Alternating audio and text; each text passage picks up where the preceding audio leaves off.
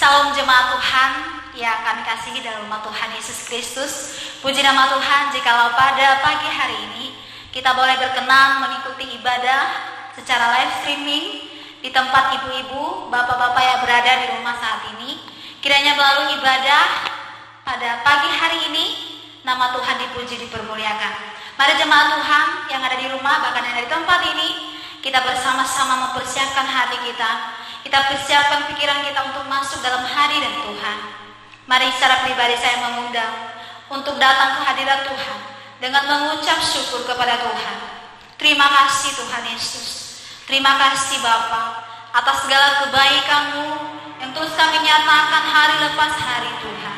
Kami percaya dan kami tahu tanpa pertolongan Tuhan maka kehidupan kami sia-sia di hadapan-Mu. Terima kasih Tuhan Yesus. Terima kasih Yesus. Haleluya. Kita naikkan pujian penyembahan kita di hadapan Tuhan. Kita katakan Roh-Mu yang hidup penuhiku mengalir dalam. Roh yang hidup penuhiku mengalir dalamku.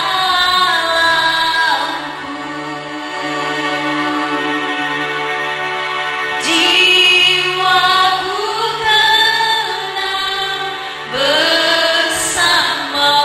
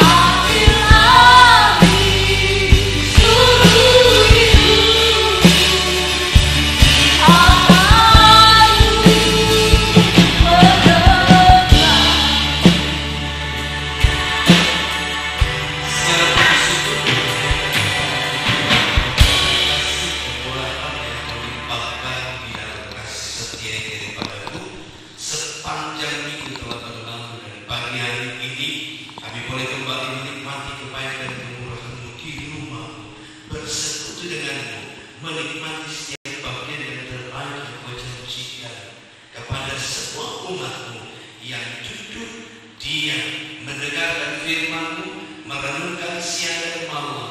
Berkat-Mu tercurah, dan kami bersatu hati berdoa di dalam nama Yesus. Karena kuasa gelap pasangannya kami dipatahkan dan hancurkan. Kami beroleh kebebasan dan sukacita yang penuh dalam persekutuan ibadah kami. Sekalipun kami tidak dapat berkumpul satu dengan yang lain di dalam rumah Tuhan, tetapi kami adalah tubuh Kristus yang terikat satu dan yang lain. Ketika kami berseru di dalam nama Yesus, maka kami mengambil bagian dalam ibadah di rumah Tuhan yang luar biasa.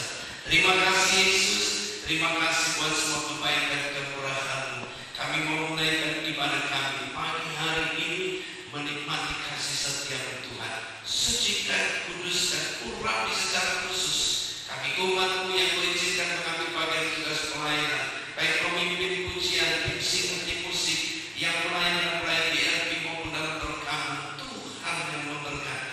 Resmi kami hamba-Mu yang Kau percayakan memberitakan firman-Mu. Hati kami mengucap syukur dan berukir kerinduan menyenangkan Engkau, membawa korban yang menyenangkan hati-Mu. Kami mau menaikkan ibadah pagi hari ini di dalam nama Tuhan Yesus Kristus. Haleluya. Amin. Puji Tuhan. Haleluya. Kembali berjumpa umat Tuhan yang dikasihi Tuhan di pagi hari yang indah. Mari kita bersama Pentakosta. Baik saudara di rumah semuanya yang ambil bagian. Kita bersama Pentakosta. Haleluya. Haleluya. Haleluya. Puji nama Tuhan Yesus yang luar biasa dahsyat bagi saya dan saudara. Amin. Tuhan Yesus mau mencurahkan Roh Kudusnya bagi saya dan saudara hari ini. Mari terima dengan sukacita. Kita naikkan pujian kita di hadapan Tuhan. Roh Kudus tercurah di dalam pagi. Haleluya.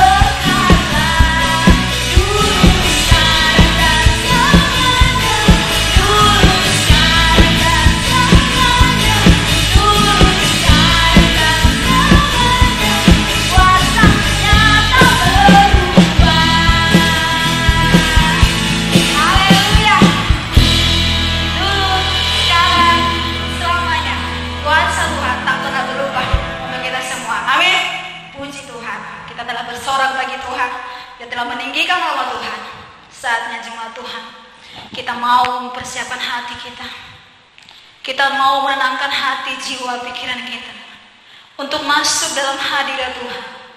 Kita mau mendengarkan firman Tuhan yang terus menguatkan saya dan saudara untuk kita bisa tetap hidup di dalam Tuhan, untuk kita bisa mengerti maksud rencana Tuhan dalam hati, untuk kita bisa melakukan yang terbaik untuk Tuhan. Mari jemaat Tuhan, kita berdiri bersama-sama kembali. Kita naikkan pujian kita. Engkaulah perisaiku Tuhan. Haleluya Yesus. Haleluya.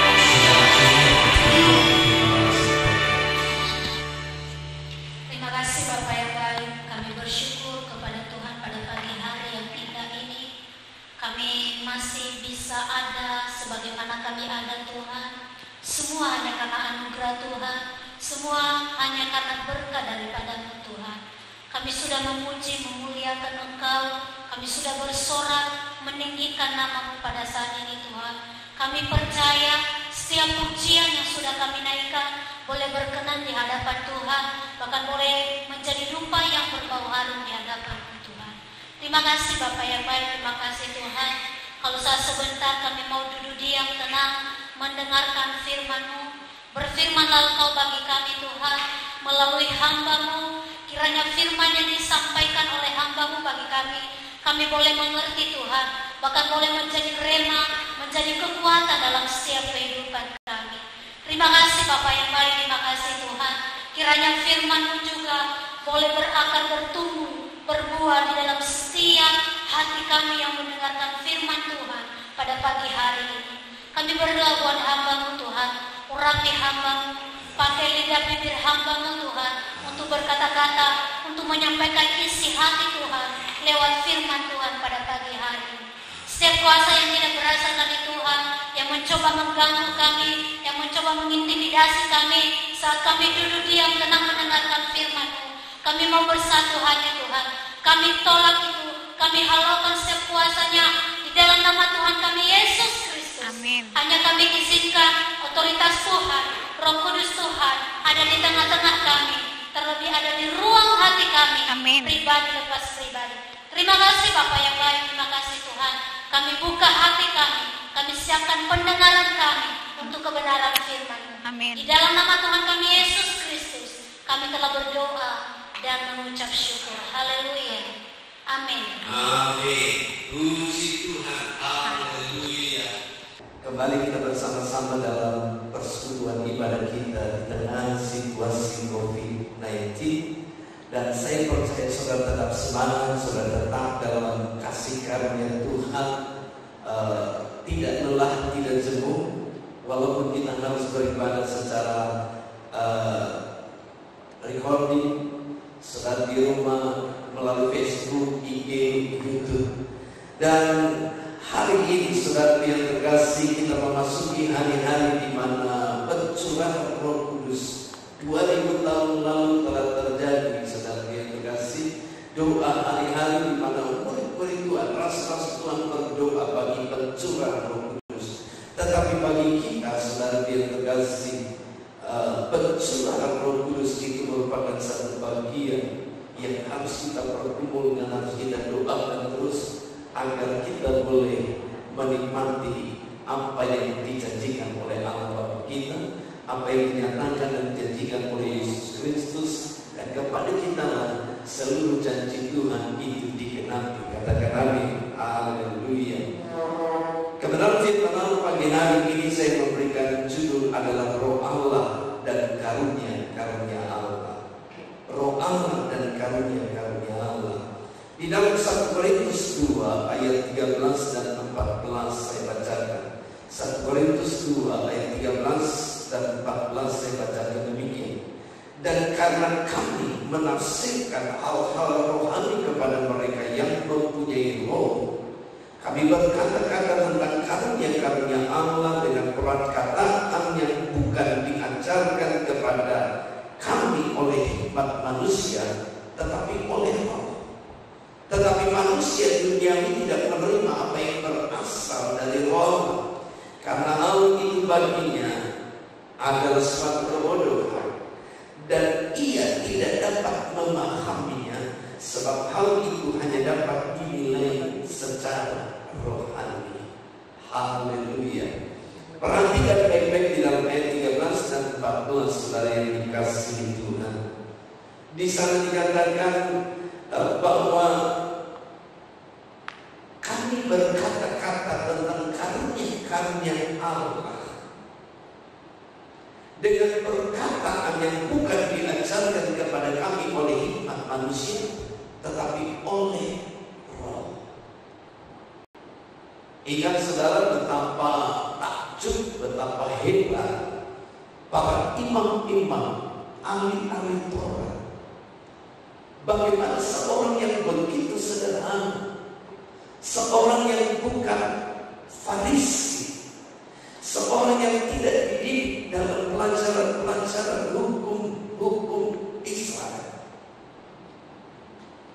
memiliki pengetahuan yang luar biasa tentang firman Allah.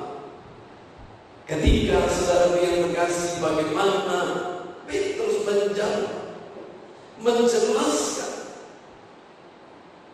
ayat-ayat di dalam Alkitab dari nubuatan yang dinyatakan oleh Daud, bahkan hingga kitab nabi-nabi, mereka melihat bagaimana mungkin hanya dalam waktu 3 tahun orang-orang ini memiliki pengetahuan tentang kebenaran akan firman Allah. Dan Rasul Paulus katakan bahwa kami berkata-kata tentang karunia-karunia Allah dengan perkataan yang bukan diajarkan kepada kami oleh hikmat manusia, tetapi oleh Roh. Yang berikutnya, saudara yang dikasihi, di dalam ayat 14 katakan, tetapi manusia duniawi tidak menerima apa yang berasal dari Roh Allah, karena hal itu baginya adalah suatu kebodohan. Maka saya memberikan judul Roh Allah dan karunia-karunia Allah. Pertanyaan pertama, apa itu Roh Allah? Kita sering mengenal, saudara, familiar dengan kata-kata Roh Allah, Tuhan, Roh Kristus. Apakah kita memiliki 3 roh? Jawabannya tidak. Roh Allah sama dengan Roh Tuhan, sama dengan Roh Kristus, yaitu roh yang berasal dari Allah. Saudara yang terkasih di dalam Yesus Kristus, roh yang berasal dari Allah, seperti yang dikatakan oleh Paulus di dalam ayat yang ke-14, tetapi manusia duniawi tidak menerima apa yang berasal dari Roh Allah. Roh Allah adalah roh yang berasal dari Tuhan. Di dalam kitab Kejadian, kalau saudara memperhatikan di sana, ya, Allah sebetulnya memberikan rohnya kepada Adam, yaitu ketika selesai dia diciptakan, Allah menghembusi dia bukan hanya nafas, tetapi rohnya yang menjadikan Adam mengerti dan mengenal Tuhan. Demikian juga ketika perempuan itu diciptakan dari tulang rusuk Adam, Allah menghembusinya, dan ketika Allah menghembusinya, dia memberikan roh Allah di dalam hidup daripada Allah. Jadi saudara yang terkasih, Adam dan Hawa memiliki roh yang berasal dari Allah, tetapi roh yang dari Allah ini tidak lagi menyertai mereka, tidak lagi tinggal di dalam hidup manusia ketika Adam dan Hawa jatuh dalam dosa.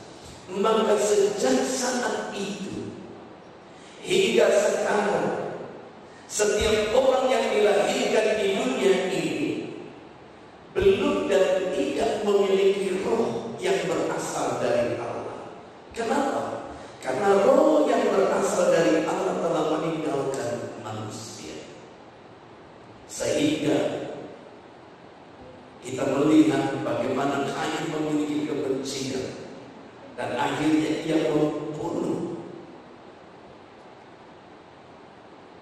adiknya Habil. Kenapa? Karena tidak memiliki roh yang berasal dari Allah. Saudara yang terkasih, kejahatan demi kejahatan terjadi. Mengapa? Karena manusia tidak memiliki roh yang berasal dari Allah. Dan itu menunjukkan, menyatakan bahwa semua yang lahir di dunia ini tidak lagi memiliki roh dari Allah. Tetapi roh dari Allah itu diberikan kepada setiap orang yang percaya, yang menerima Yesus Kristus sebagai Tuhan dan Juru Selamatnya. Maka roh Allah kembali hadir di dalam hati saudara dan saya. Dan roh yang Tuhan berikan kepada kita bukan hanya menjadikan kita milik Kristus, milik Allah, tetapi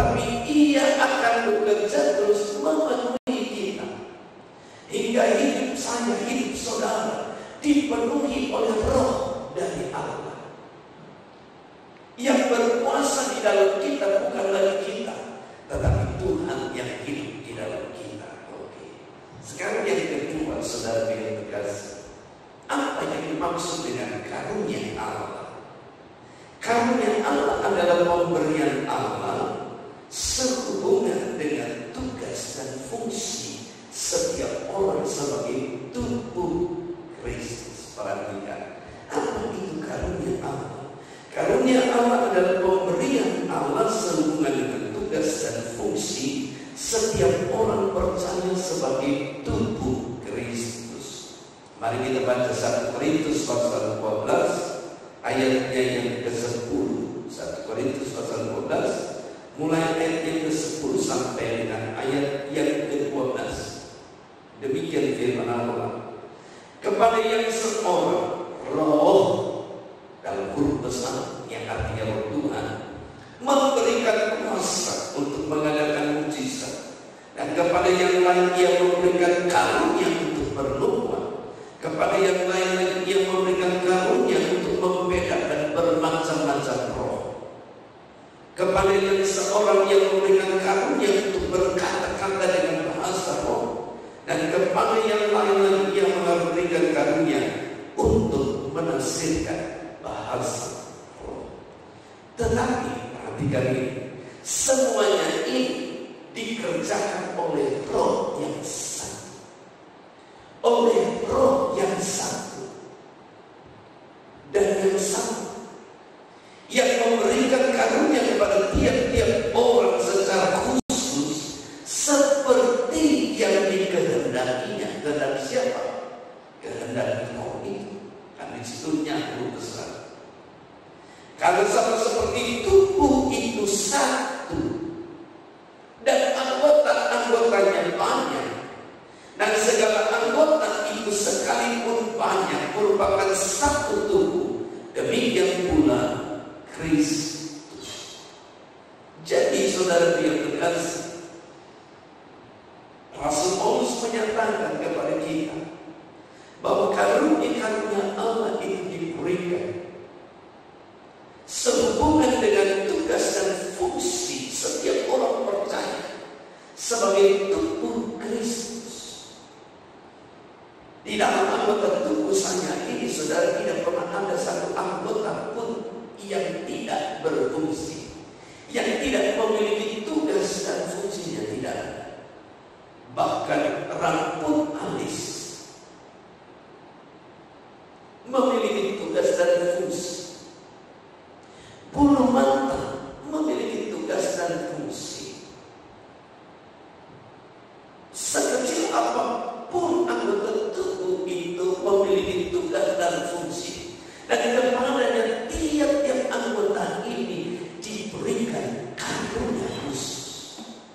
Saudara yang kasih, mata tidak dapat mengambil tugas dan peran mulut. Seperti apapun, sehebat apapun mata tidak bisa mengambil peran dan tugas mulut. Seperti dan sehebat apapun tugas mulut, ia tidak bisa mengambil alih fungsi daripada telinga.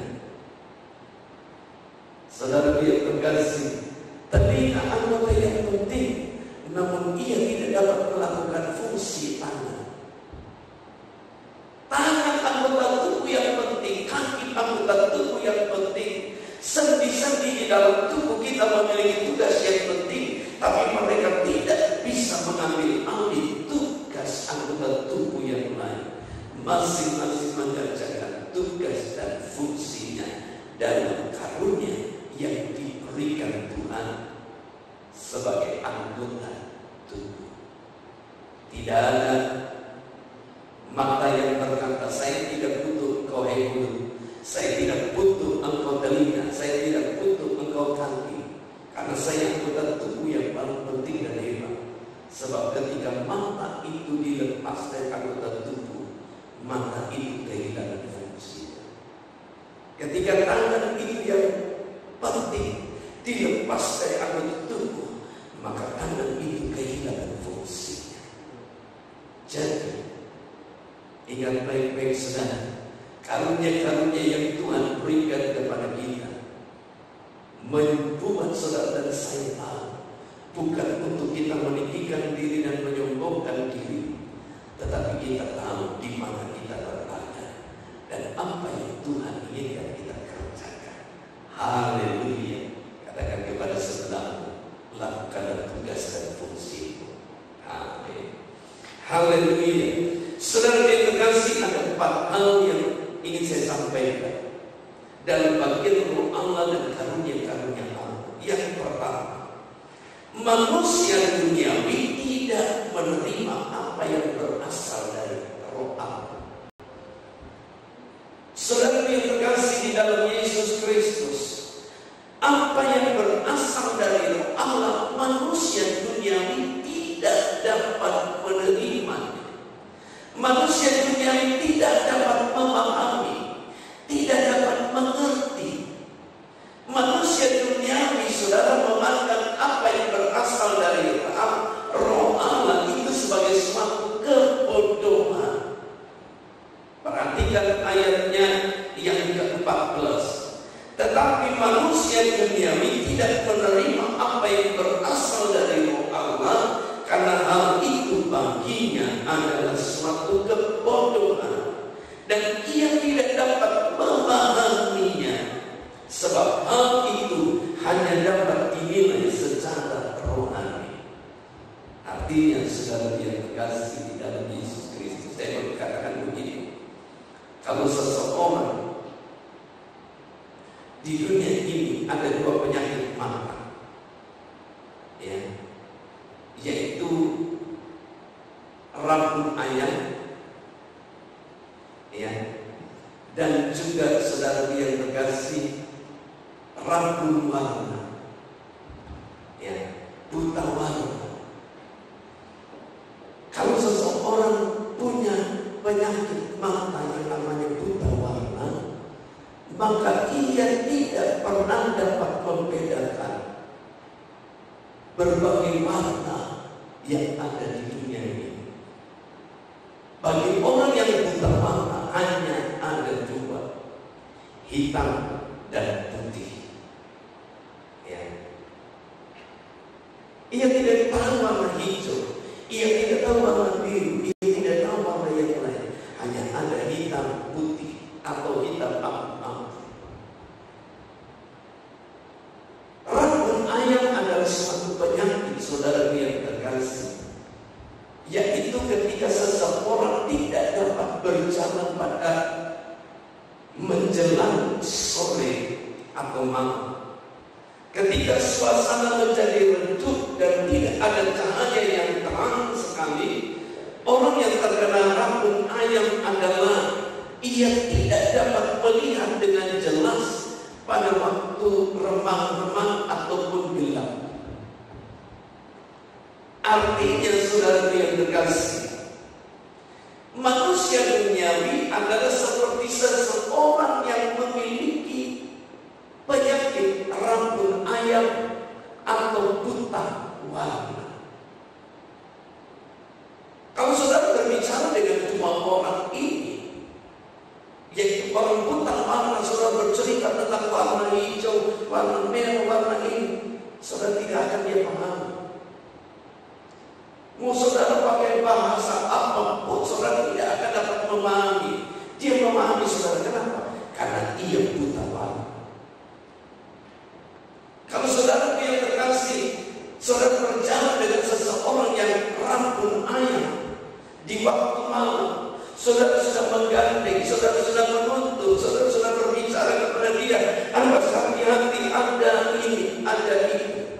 Walaupun ada senter, saudara, senter itu redup dengan cahaya yang tinggi, orang lama bisa berjalan. Tapi bagi orang yang rambut ayam, ia tidak dapat membedakan batu besar, batu kecil, bayangan atau realitas. Yang artinya, saudara yang terkasih, itulah manusia duniawi. Ia tidak dapat menerima segala sesuatu yang berasal dari roh Allah, karena ia tidak mengenalnya.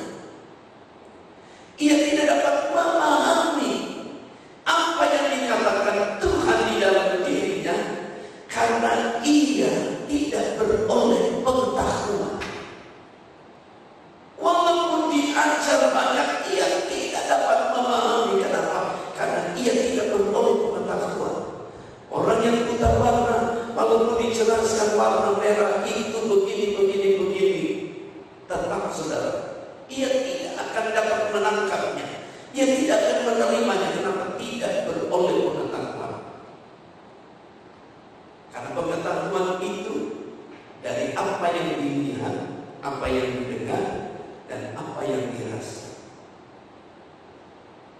Jadi, saudara yang terkasih di dalam Yesus Kristus, ingat baik-baik, manusia duniawi, manusia duniawi saja tidak dapat menerima apa yang berasal dari Roh Allah. 2. Roh Allah mengerjakan kita hikmat dari Allah. Rasul Paulus menyatakan demikian.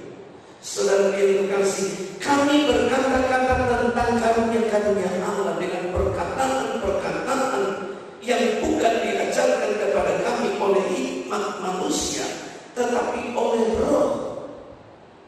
Saudara yang terkasih, yang artinya Roh Allah mengaruniakan kepada saudara dan saya hikmat Allah. Pertanyaannya, apa itu hikmat Allah? Hikmat Allah adalah segala hal yang tersembunyi yang ada di dalam diri Allah. Dan itulah yang saya katakan tadi, manusia duniawi tidak dapat menerima apa-apa yang berasal dari Roh Allah. Kenapa? Siapakah manusia yang dapat menyelami pikiran Tuhan? Ada banyak hal yang tersembunyi di dalam diri Allah. Dan hanya orang yang beroleh Roh dari Allah. Karena Roh Allah itu mengaruniakan kepada saudara dan saya hikmat Allah. Segala sesuatu yang tersembunyi di dalam diri Allah diberitahukan kepada saudara. Mari kita baca 2 Korintus 7, 2 Korintus 1 Korintus 2 maksud saya. 1 Korintus 2 ayatnya yang ke-7 mulai sampai dengan ayatnya yang ke-12. Saya bacakan demikian. Tetapi yang kami perintahkan ialah hikmat Allah yang tersembunyi dan rahasia yang sebelum dunia dijadikan telah disediakan Allah bagi kemuliaan kita. Saudara yang terkasih, jelas sekali bahwa hikmat dari Allah itu tersembunyi dan rahasia yang sebelum dunia ini dijadikan telah disediakan Allah bagi kemuliaan kita. Ketika Tuhan menciptakan manusia, Tuhan berkata, baiklah kita menciptakan manusia menurut rupa dan gambar kita. Kalau Adam dan Hawa mengerti apa yang dimaksud rupa dan gambar Allah, maka ia tidak akan jatuh dan berdosa. Saudara yang terkasih, dan kemuliaan ini yang dijanjikan dan akan dinyatakan bagi saudara dan saya. Lanjut. Tidak ada dari penguasa dunia ini yang mengenalnya. Sebab kalau sekiranya mereka mengenalnya, mereka tidak menyalibkan Tuhan yang mulia. Tetapi seperti ada tertulis, apa yang tidak pernah dilihat oleh mata dan tidak pernah didengar oleh telinga dan yang tidak pernah timbul dari dalam hati manusia, semua yang disediakan Allah untuk mereka yang mengasihi Dia.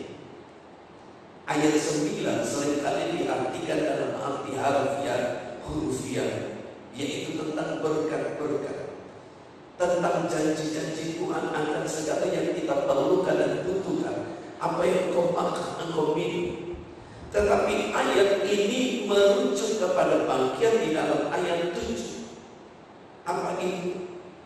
Yang tersembunyi dan rahasia dari sejak sebelum dunia ini dijadikan, yang telah disediakan Allah bagi kemuliaan kita. Satu-satunya saudara, kepada saudara dan saya akan diberi suatu nama baru. Nama yang tak terkira, nama yang berharga. Jadi ketika saudara masuk dalam kerajaan surga, maka saudara disebut dan diberikan nama baru. Kalau sekarang nama saya Rodi, saya tidak tahu nama baru apa yang Tuhan berikan kepada saya. Saudara yang kasih, tapi Tuhan memberikan kepada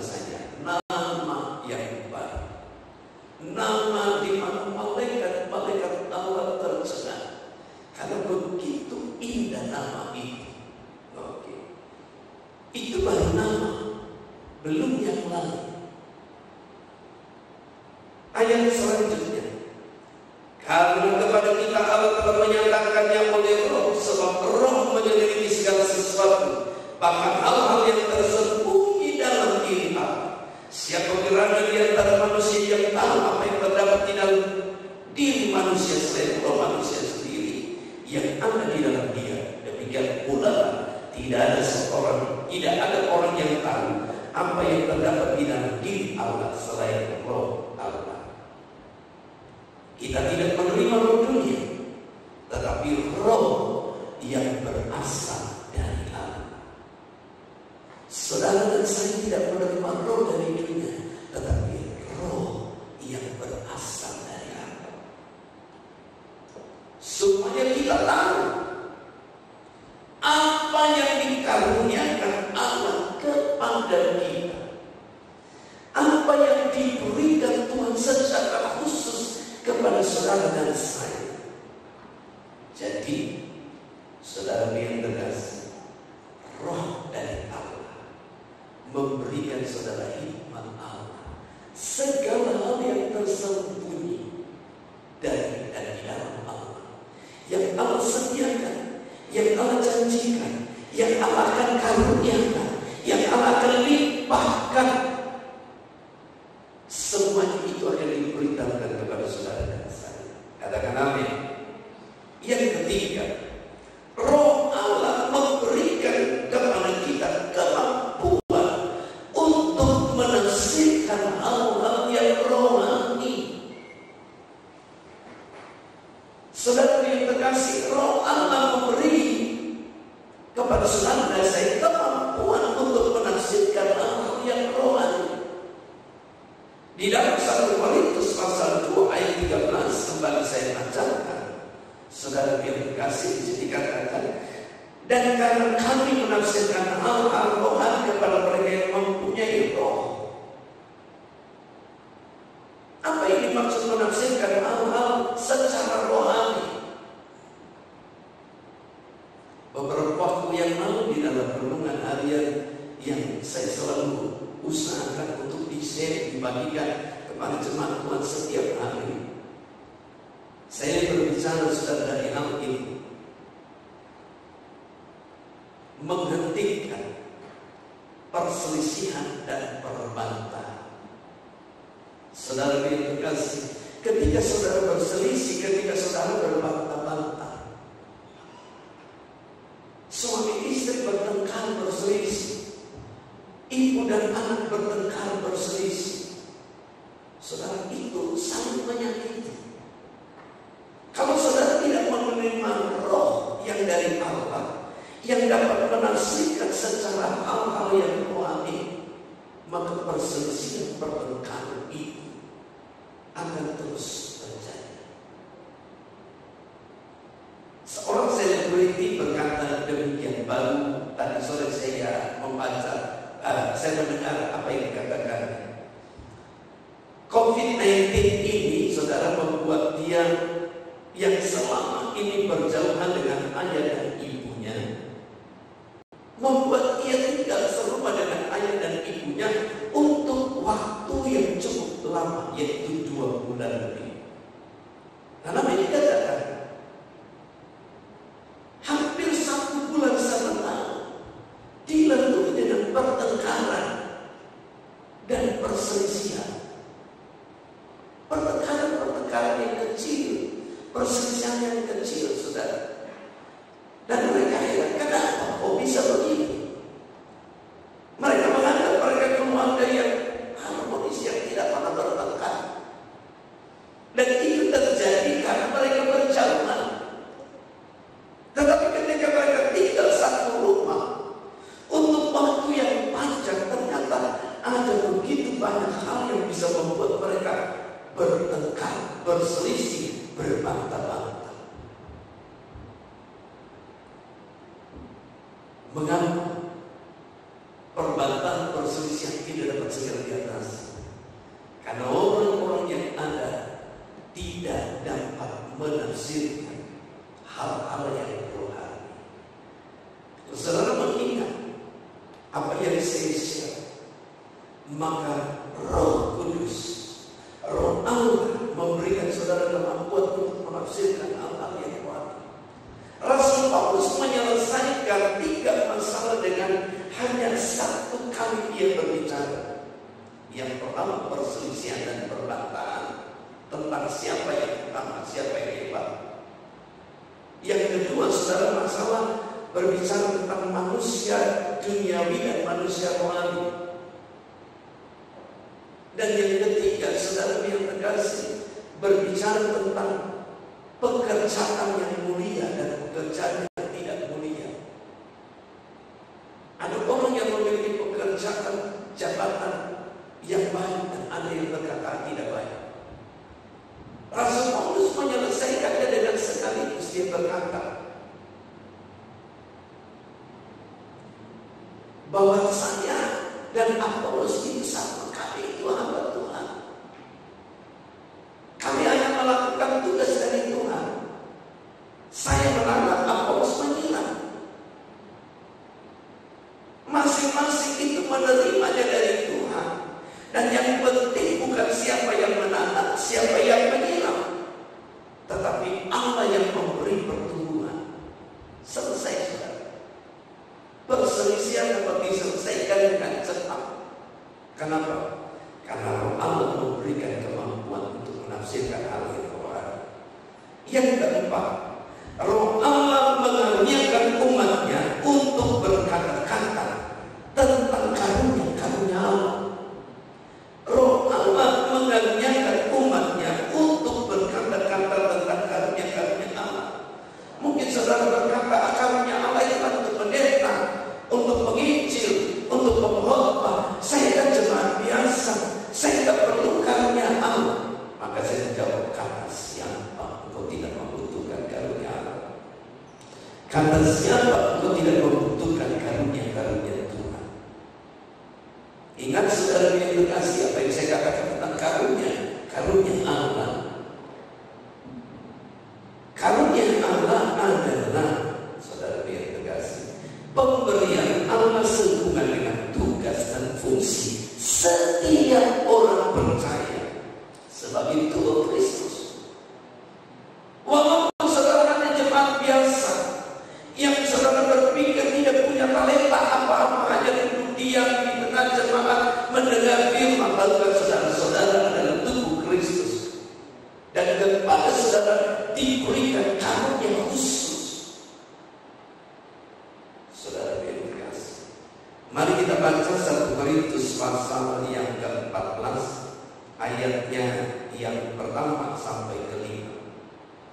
1 Korintus pasal 14 ayat 1 sampai 5 demikian. Kejarlah kasih itu dan usahakanlah dirimu memperoleh karunia-karunia roh, terutama karunia untuk bernubuat. Siapa yang berkata-kata dengan bahasa roh tidak berkata-kata kepada manusia tetapi kepada Allah, sebab tidak ada seorang pun yang mengerti bahasa. Oleh roh ia mengucapkan hal-hal yang rahasia. Tetapi siapa yang bernubuat, ia berkata-kata kepada manusia, ia membangun, menasihati dan menghibur. Siapa yang berkata-kata dengan bahasa roh, ia membangun dirinya sendiri. Tetapi siapa yang bernubuat, ia membangun jemaat.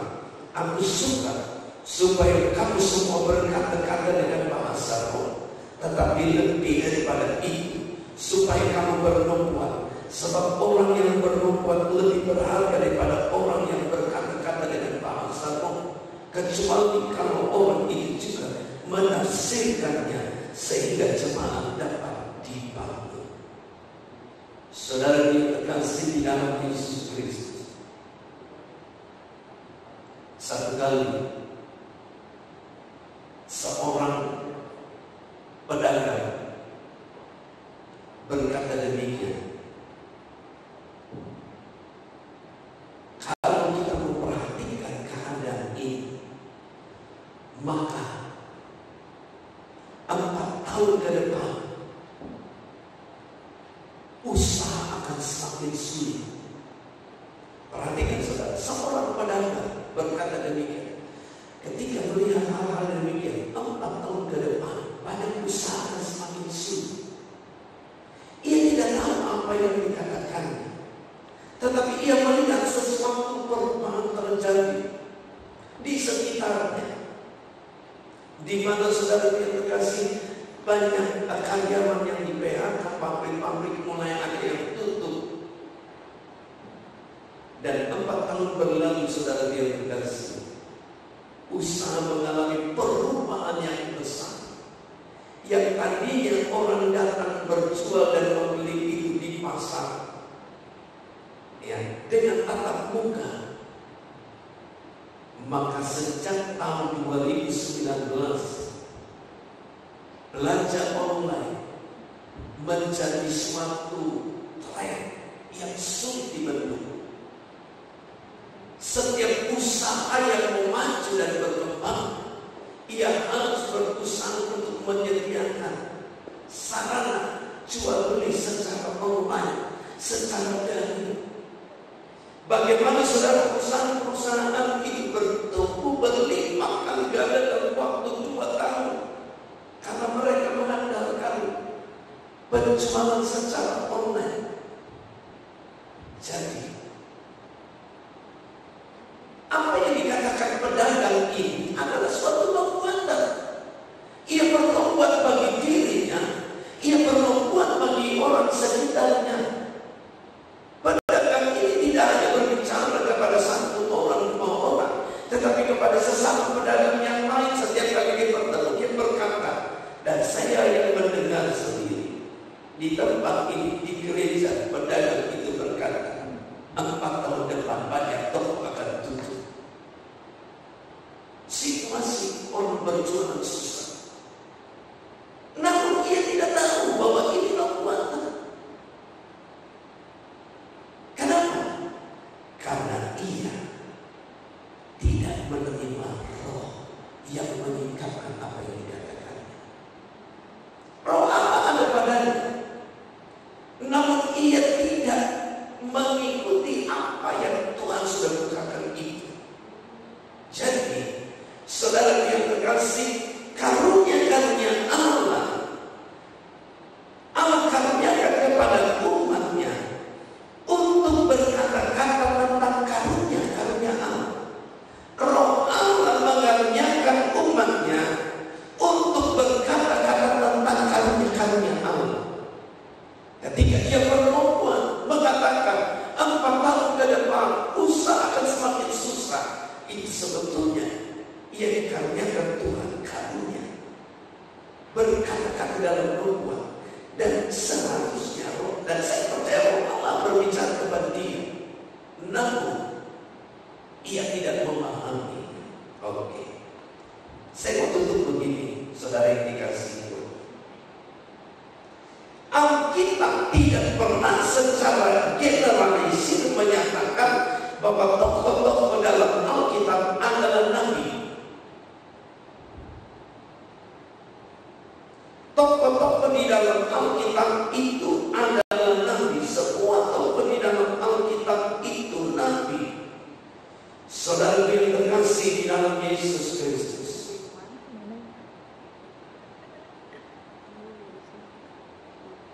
tidak. Contoh Daud, Salomo, Esther itu bukan dan tidak disebut nabi. Alkitab tidak pernah menyebut Daud, Salomo, Esther itu nabi.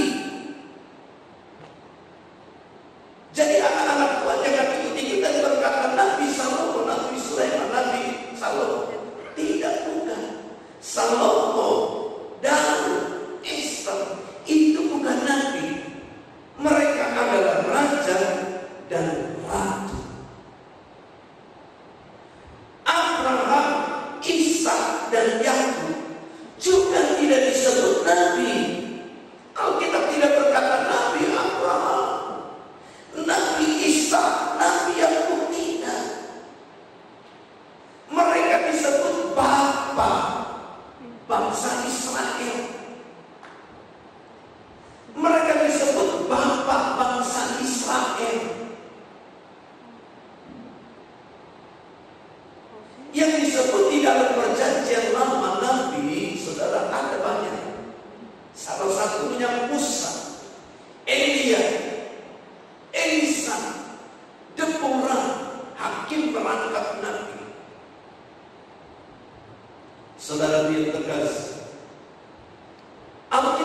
tercatat ada nabi besar, nabi kecil. Yang disebut nabi besar itu Yeremia, Yesaya, Daniel.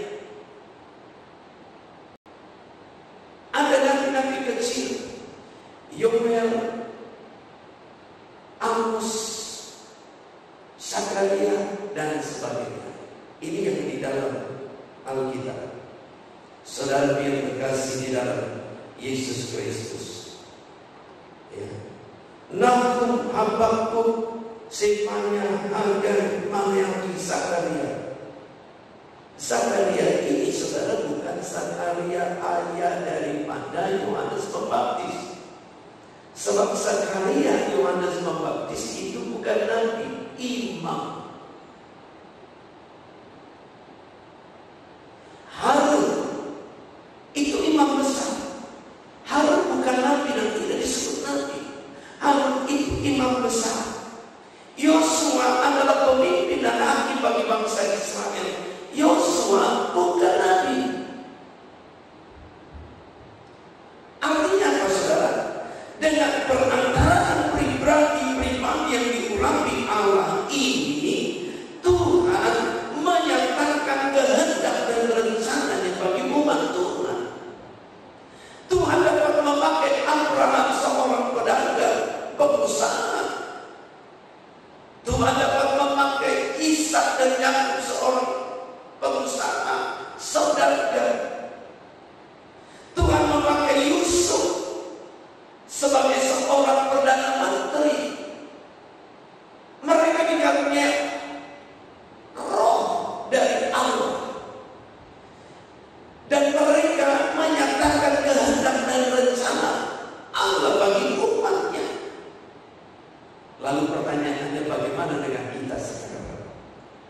Sekarang secara langsung, tanpa perantaraan seorang pun, karena Yesus Kristus adalah imam dan pengantara saudara dan saya yang teguh, saudara dan saya menerima roh Allah, roh yang mengaruniakan kepada umatnya untuk berkata tentang karunia-karunia Allah, yang menyatakan kehendak dan rencana Allah secara langsung, indirect, secara langsung, tidak lagi melalui perantaraan.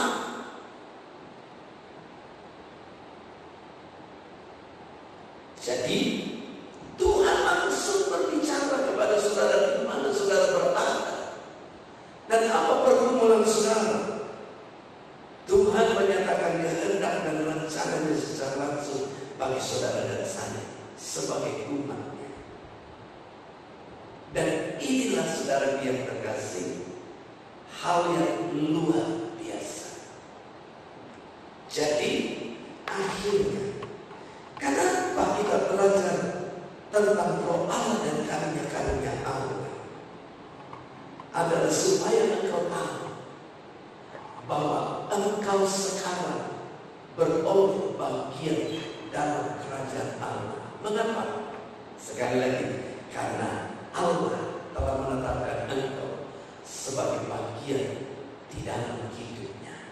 Karena Ia memberikan rohnya di dalam hidup saudara. Saudara beroleh bagian dalam kerajaan Allah karena roh Allah ada padamu. Dan itu adalah mantra yang teguh yang tidak dapat dibatalkan oleh apapun, bahwa engkau milik Tuhan dan Tuhan milikmu dan pintu surga terbuka bagimu. Yang kedua adalah agar saudara mengerti di dunia ini, di tengah segala pergumulan persoalan, Tuhan ada. Tuhan memberikan kehendak dan rencananya kepadamu. Ya, ketika engkau berteduh berdoa, Tuhan bukakan apa yang menjadi kehendak rencana. Itulah karena Allah bekerja di dalam hidup. Saya tidak banyak firman Tuhan. Doa saya saudara yang terkasih, hari-hari ini melalui situasi yang demikian ini adalah waktu yang banyak untuk saudara berdoa. Berdoa dengan yakin, berdoa dengan sungguh, agar sudah dipenuhkan dengan Roh Kudus dan menerima karunia-karunia dari Allah yang akan menyatakan kehendak dan rencananya di dalam hidupmu. Puji Tuhan. Mari kita tundukkan kepala. Kaulah yang besar, ajaib dan mulia.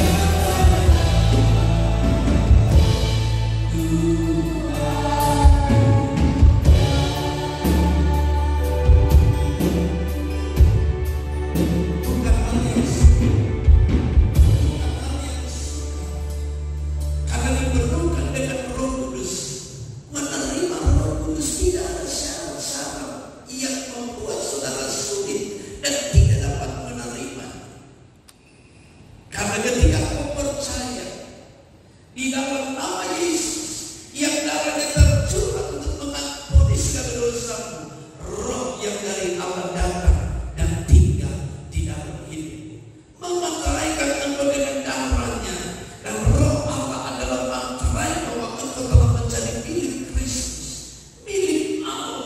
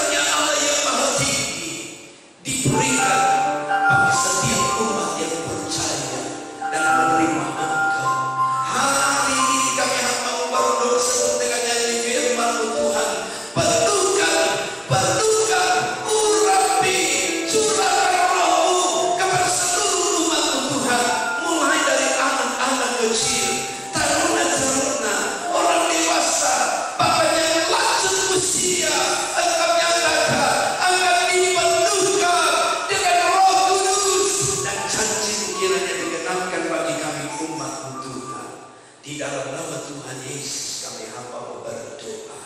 Dan kami percaya inilah waktunya bagi kami untuk menerima Roh yang kudus yang memulihkan, menyembuhkan, dan memperbaharui hidup kami. Di dalam nama Tuhan Yesus Kristus kami berseru. Yang diberkati katakan amin. Puji Tuhan saudara, haleluya. Saya percaya saudara berkati Tuhan. Ibu Gembala nanti akan memberikan beberapa pengumuman. Haleluya. Puji Tuhan, kita sudah terima firman Tuhan pada pagi hari ini, dan saya percaya kita sudah diberkati Tuhan. Amin. Dan saudara yang kasih Tuhan, sejak Kamis malam sudah ada doa hari pertama, Jumat, Sabtu, Minggu, ya.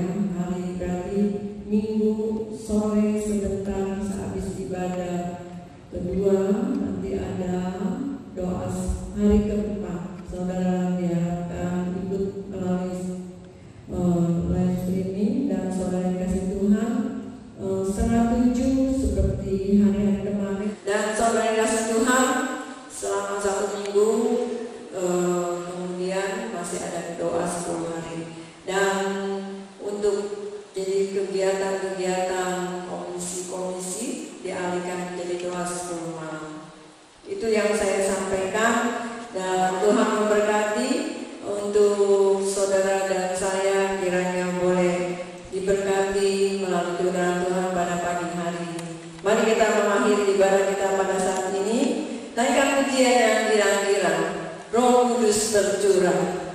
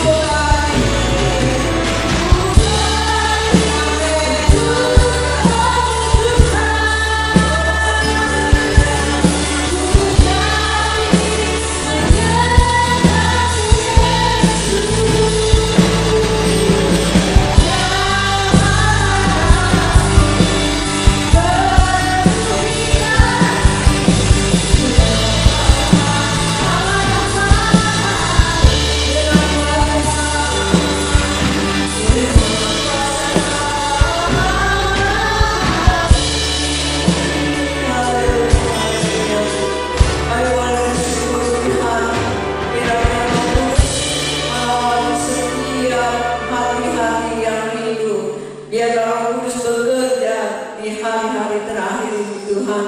Kami berdoa buat hamba-hamba-Mu, buat semua pengerja-pengerja, buat gereja Tuhan, anak-anak, orang-orang dewasa, pemuda-pemudi, sampai kepada orang-orang tua, boleh dipenuhi, dilawati dengan kuasa Roh Kudus-Mu Tuhan. Terima kasih buat kebenaran firman-Mu yang hamba-Mu sudah sampaikan Bapa. Kami percaya kalau sebentar kami akan berpisah, Tuhan jaga lindungi, tutup bungkus dengan kuasa darah-Mu. Sebentar malam kami boleh berkumpul kembali di dalam ibadah doa kepenuhan Roh Kudus hari yang keempat. Terima kasih Tuhan Yesus, Engkau yang berikan cuaca yang baik sehingga anak-anak Tuhan boleh ambil bagian. Engkau ingatkan baik yang di rumah maupun yang ada di dalam rumah Tuhan. Kami berdoa buat bangsa Indonesia, berikan keamanan, ketentraman, dan berikan kesehatan buat tim medis yang merawat orang yang sakit. Kasih kami Tuhan juga yang berikan kekuatan yang daripada-Mu. Bahkan kami berdoa para suster, dokter-dokter yang menangani Tuhan, kiranya Engkau juga berikan kesehatan buat mereka semua. Terima kasih Tuhan buat pagi hari ini. Kami berdoa buat bangsa Indonesia Tuhan, dari Sabang sampai Merauke. Tuhan berikan keamanan buat bangsa negara kami.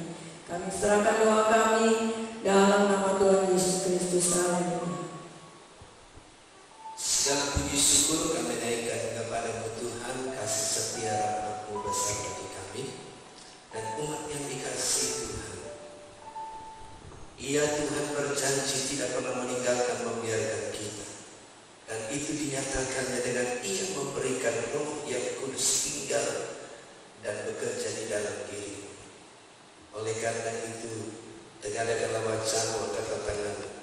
Terimalah berkat damai sejahtera dari Allah Bapa, cinta kasih Putra Allah yang tunggal Yesus Kristus, pimpinan penyertaan Allah Roh Kudus yang menuntun membimbing dalam segala kebenaran, menyucikan, menguduskan, memelihara tanpa cacat celah untuk menikmati setiap bagian yang terbaik yang Tuhan janjikan, dan kita dihantarkan tiba berjumpa dengan Yesus yang permai dalam kemuliaan Anak Tunggal Allah Yesus Kristus. Tuhan Yesus menyertai memberkati usaha pekerjaan berhasil runtuh. Tuhan Yesus menyertai memberkati dengan berkat kesehatan panjang umur. Tuhan Yesus menyertai dan memberkatimu dengan sukacita gembira kebahagiaan bersama istri, anak-anak, menantu dan cucu-cucu. Tuhan Yesus menyertai memberkati remaja, pemuda, pemudi, tunas remaja, bahkan anak-anak sekolah minggu. Tuhan memberkati kau dalam pendidikan berhasil. Tangan Tuhan menyertai engkau pemuda-pemudi dalam pekerjaan usahamu berhasil. Tuhan Yesus juga memberkatimu dengan segala kebaikan, kemurahan sepanjang umur hidupmu. Kasih, rahmat, damai yang besar, sukacita surgawi tercurah buat saudara dan saya sekarang. Terimalah berkat di dalam nama Tuhan Yesus Kristus. Haleluya. Yang diberkati katakan amin. Puji Tuhan. Berdoa secara pribadi sudah teguhkan hati. Katakanlah dengan sungguh, terima kasih Tuhan, saya percaya Roh Kudus Tuhan telah berikan di dalam hidup saya. Saya percaya saya telah menerima Roh yang dari Allah, Roh yang akan menuntun saya untuk saya disempurnakan seperti Yesus. Haleluya, haleluya, amin. Puji Tuhan, haleluya. Ingat saudara, ibadah sore nanti kerjakan seperti biasa.